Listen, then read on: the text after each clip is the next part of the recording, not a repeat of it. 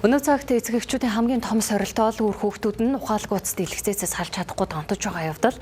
За ихэнх хүмүүс үүнийг зүгээр л нэг технологийн нөлөө зайл эсвэл хүүхдийн буруу зуршил гэж боддог. Тэгвэл нийгмийн сүлжээний авраг компаниуд хүүхдүүдийг дэлгэцэнд уяхын тулд сэтгцэд нь хортой гэдгийг мэдсээрэж донтуулах нарийн алгоритм ашиглаж байсан нь илэрвэл яах вэ? За яг энэ асуудлаар Meta Platforms буюу бидний сайн мэддэг Facebook, Instagram-ын дуйланд шүүх хурал Америк нэгдсэн улсын Калифорни мужид үргэлжилж байна.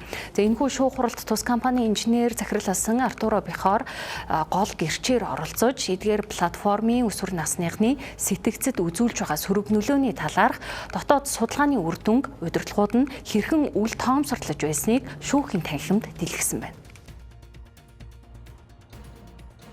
Америк нэгдсэн улсын 29 мужи улс нэгдэн Meta компаниг 13-аас доош насны хүүхдүүдийн хувийн мэдээллийг хууль бусаар цуглуулж ашигласан өсвөр үеийнхнийг платформоос хараат болгох замаар сэтгэл түгшилт, гутрал, зулмаар амиа хорлоход хүргэсэн хэмээн буруутгаж байна.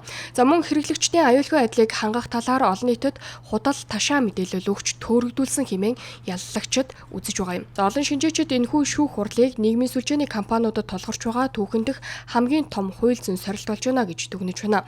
За гэвч Артуро Бихар 2019-с 2021 онд Instagram платформ дээрх өсвөр насныхны эрүүл мэнд аюулгүй байдлыг судлах багийг ахалж байхдаа эдгээр асуудлыг компани дээд удирдлагуудад удаа дараа анхааруулж байснаа дурдсан байна.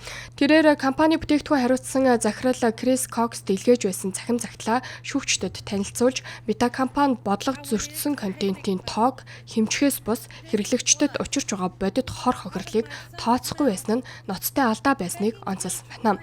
Залуус маш ихээр хохирч байсан бодит үннийг эцэгчүүд мэдэх эрхтэй гэж тэрээр мэдэгдэжээ. За харин Meta компани зүгээс мужуудын гаргасан нэхэмжлэлийг эрс өгүүлсгэж өсвөр үеийнхний аюулгүй байдлыг хангах чиглэлээр тууштай ажиллаж ирсэн гэж тайлбарлаж байна. Түүнчлэн компани зүгээс Артуро Бихарыг уг асуудалд анхаарах бус зурвасаа устгасан хэмээн буруутгаж түүнийг гэрчээр оролцуулахыг хориглох хүсэлт гаргасан боловч холбооны шүүгчид уг хүсэлтийг хүлээж аваагүй байна.